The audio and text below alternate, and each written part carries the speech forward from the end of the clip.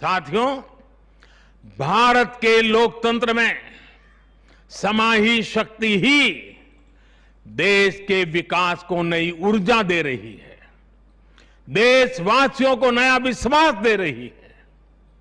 दुनिया के अनेक देशों में जहां लोकतांत्रिक प्रक्रियाओं को लेकर अलग स्थिति बन रही है, वहीं भारत में लोकतंत्र नित्य नूतन हो रहा है। हाल के वर्षों में हमने देखा है कि कई लोकतांत्रिक देशों में अब वोटर टर्नआउट लगातार घट रहा है। इसके विपरीत भारत में हम हर चुनाव के साथ वोटर टर्नआउट को बढ़ाते हुए देख रहे हैं, बढ़ता हुआ देख रहे हैं। इसमें भी महिलाओं और युवाओं की भागीदारी निरंतर बढ़ती जा रही है। साथियों, इस विश्वास की, इस आस्था की वजह है भारत में लोकतंत्र हमेशा से ही गवर्नेंस के साथ ही मतभेदों और विरोधाभासों को सुलझाने का महत्वपूर्ण माध्यम भी रहा है। अलग अलग विचार, अलग अलग दृष्टिकोण, ये सब बातें एक वाइब्रेंट डेमोक्रेसी को सशक्त करते हैं।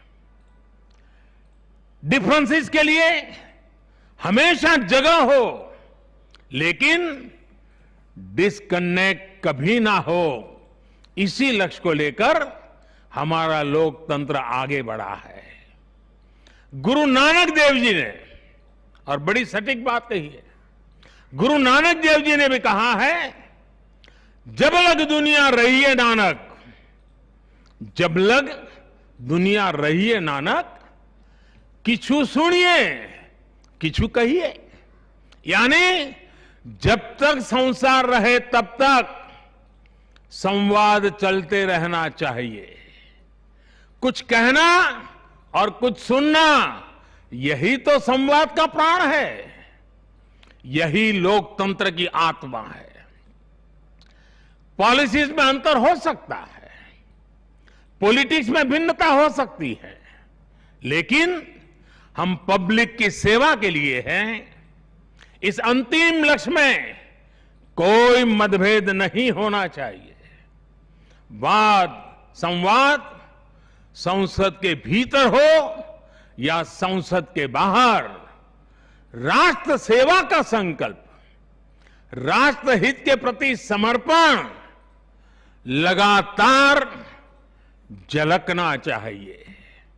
और इसलिए आज जब नए संसद भवन का निर्माण शुरू हो रहा है, तो हमें याद रखना है कि वो लोकतंत्र जो संसद भवन के अस्तित्व का आधार है, उसके प्रति आशावाद को जगाए रखना हम सभी का दायित्व है।